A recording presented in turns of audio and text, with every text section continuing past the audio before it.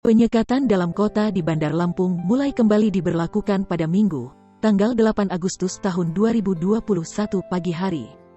Area penyekatan tampak lebih sempit dibanding penyekatan dalam kota yang diberlakukan sebelumnya saat awal penerapan PPKM darurat. Sebelumnya, kebijakan serupa sudah pernah dilakukan pada mula masuknya Bandar Lampung ke dalam status PPKM namun kemudian dihentikan beberapa saat. Wali Kota Bandar Lampung Eva Dwiana melalui juru bicara Satuan Tugas Penanganan COVID-19 Bandar Lampung Ahmad Nuriski Erwandi membenarkan penerapan kembali kebijakan penyekatan dalam kota itu. Ia mengatakan kebijakan itu dihadirkan guna memaksimalkan memperkecil mobilitas masyarakat. Kebijakan penyekatan kali ini paling lambat akan berlangsung selama 1 pekan.